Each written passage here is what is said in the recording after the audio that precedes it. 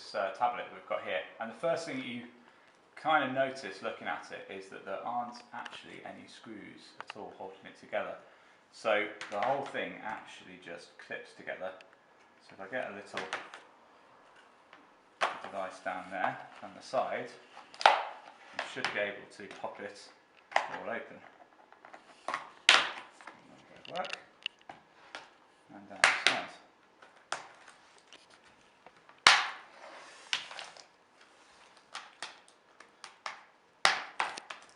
And then it pulls apart. And you notice that the back of it, there isn't actually that much to it. It's just really, really simple. It's just a piece of plastic casing. The polymer that they've probably used for this, I would say, is ABS. The reason is it's really, really impact resistant. And although it's quite sort of smooth and shiny on the inside, on the outside, we've got a sort of rubberized coating.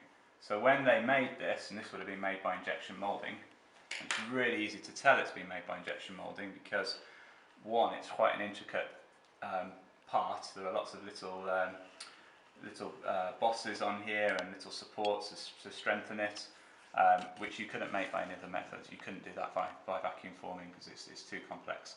And the other thing to really easily tell that it's been injection molded is you've got these little circles which you can faintly see on the inside, and they are where the ejector pins would have pushed the part out of the mould. So you had one half of the mould this side, one half this side. They'd have closed in, injected the plastic in, and then when they pull apart, the ejector pins would have popped it out. So it's easy to sort of mass produce them on the production line.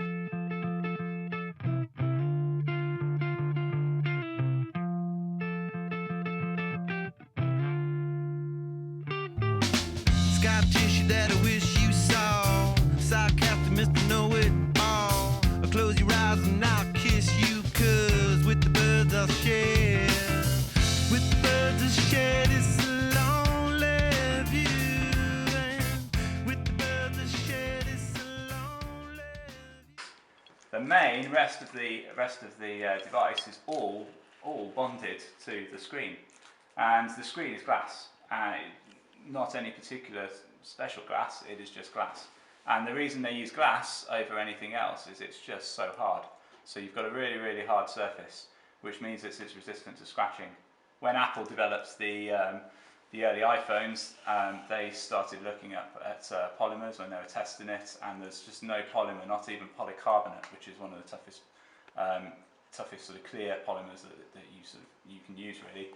Not even that sort of stood up to being put in someone's pocket along with their keys and various other things, because it would just scratch. So glass is by far the best thing. The only downside to glass is that it's really brittle, hence why you get a lot of smashed screens and things like that if they get dropped. But at the moment there isn't any other material that works for it as good. So on the back of this, you can see quite straight away that the battery. This is the battery here, takes up most of the products. Besides the touchscreen, the battery takes up most of the rest of it. And what's interesting with this compared to, this was quite a cheap tablet compared to more expensive things like iPads or iPhones, is that actually there's a real difference here in the quality of how this has been assembled. So it's been stuck together. There's tape holding pieces in. It's not really designed to be fixed very easily, because if you want to take anything like the battery out, you've got to take all of this protective tape off here, which we'll do now. Use something to prise it off with. We can then start to disassemble it.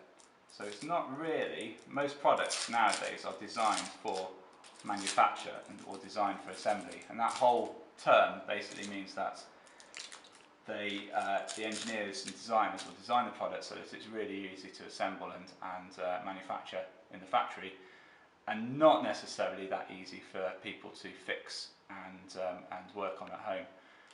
But it does keep the production cost down. So now that we've got this battery, access to it, we'll notice that actually it is stuck down rather firmly onto the back of the screen. And the battery that they'll have used in this, I think I can get that battery out very easily actually. without quite a bit of force. The battery that, I think I'll leave it on there, the battery that they've used here is a lithium-ion battery. And lithium-ion batteries are great. They're used in pretty much all modern electronics at the moment because they don't suffer from any memory effect. So for those people who are old enough to remember old sort of rechargeable batteries and older mobile phones, what used to happen is you'd charge it up and then you would use it, and you had to completely flatten the battery before you could charge it again. Because if you didn't and you only let it go down to sort of half charge and then you charged it again, what would happen is the battery would have a memory effect, so then it would only ever have half of its charge left. So lithium-ion batteries don't suffer from that, so you can plug them in whenever you want, top them up a little bit, and they will still work. And then also you get a lot of current for and a lot of power for quite a small product. So they are the principal reason why mobile phone technology and portable devices have got smaller and smaller and smaller. It is all about the battery technology. But they're also the reason why they're not even smaller than they currently are, is because you still need a fair size battery. So if we take this off, should be able to unclip this battery out. As you can see, they have used a normal kind of connector on here. If I can get that connector to pop out.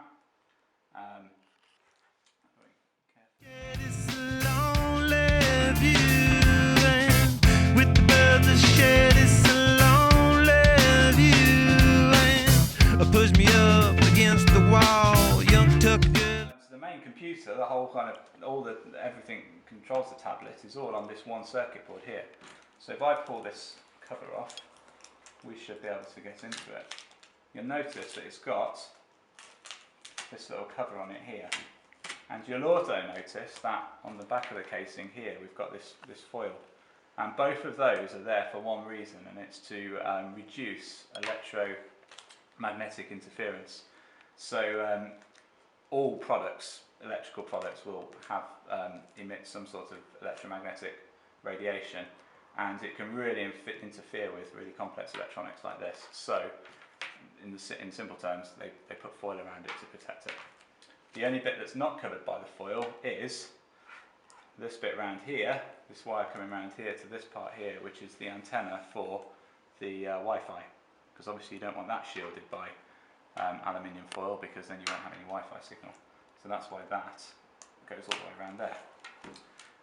You've got other bits, that standard bits, like the camera, that's clipped in with a standard little clip, which we can pull off now. And you'll notice that most of these are all use what's called ribbon cable. So we try to reduce, on these products, they try to reduce the number of wires that are actually inside the product, because again that creates more electromagnetic radiation, and it's not great. So they try to reduce the number. So that camera there fits on, and it looks like that is also bonded in place. So that's glued in place onto the actual screen. We should be able to. Then we've got the camera, is up here at the top. So there's the camera. So again, that is just fixed in place with a fairly standard sort of connector. And the speakers are also just clipped in. So they should pop out like so. Right, so the next bit, we've got the speakers here, and actually, interestingly, they are actually fixed in with screws. Everything else seems to have been glued in place, but the speakers aren't, and they are screwed in place, which means they could be replaced at a future date if they broke, but also it's more probably down to this little sub-assembly we made by another company, and then just fixed into this product here. So the use of screws, they're trying to, most manufacturers will try and reduce the amount of screws because it's another process, and actually screwing things in is something that's quite difficult to do on a production line, and not something that can be automated really well. So you then got to use hand labour to manual labour to actually fit those in place.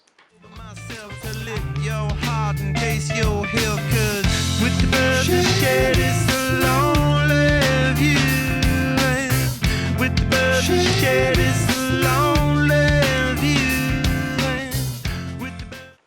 and then this other ribbon cable here is And that is it. That is all that the tablet is. Effectively, that's the main computer part of it. And you've got standard ports. So we've got standard micro sort of USB fittings and headphone sockets as well, which are all standard components. So they would have been manufactured carefully to sort of fit this board. The other thing you notice about this board is there's not a lot to it. The components are tiny compared to what you would usually see with sort of through-hole components, resistors and capacitors, and the integrated circuits. On this, it is all surface mount, and this would be a multi-layer board. So there's the printed circuit board runs sort of in several layers inside this this laminate here, and this would have been populated by a computer, by a computer-aided manufacturer. So they would have designed up the circuit board, and then a pick-and-place robot would have come along, populated this whole circuit board very, very quickly. And what they actually do is use a sort of adhesive to kind of glue the components in place before it then moves along and drops into a solder bath, and it would have soldered all of the connections in place. So it's a very fully automated process and very, very accurate. Way better than what you would do in school in terms of soldering with through-hole components. And you can see the size difference in a whole computer on one tiny board like that compared to the sorts of products you make in school. Surface mount technology is a big, big thing in the world of electronics. So.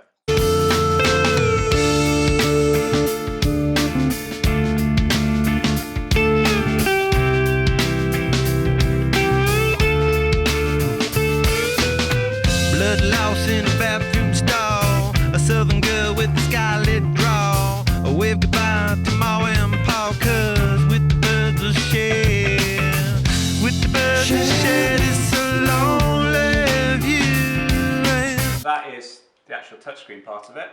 So so the way touchscreen works on most modern products is they use it's all to do with capacitance. So your hands, your body actually has an electrical charge to it, and the way these modern screens work is using a capacitance method. So when you tap the screen, it registers that change in charge, and then it sort of knows where you are on the screen. It's a bit different to older style ones, which used to have which you notice on sort of plastic screens, where you actually needed to use a stylus or something to tap the screen. You don't with any of your modern phones, as you'll realise. So it's a very different technique, and one worth reading into a little bit more. But that's it. There's not a lot to the touchscreen and the LCD. So there's a liquid crystal display in there, the touchscreen layer to it, and then you've got your front layer of glass, which, as you can see, is really protective, but incredibly brittle, as I just cracked it then. So this whole product, there's not really in any of the individual parts. There's not really much strength to it at all. It's only, it's only got its strength when it's all sort of fixed together. But as you can see, we've got we've got the glass, we've got a plastic frame here, which again would have been injection molded. We've got a few components, touchscreen, a battery, a PCB, your speakers, and your back casing, and a few screws, and a couple more pieces that have been the buttons, which would have been injection molded. And that's literally it. There you go.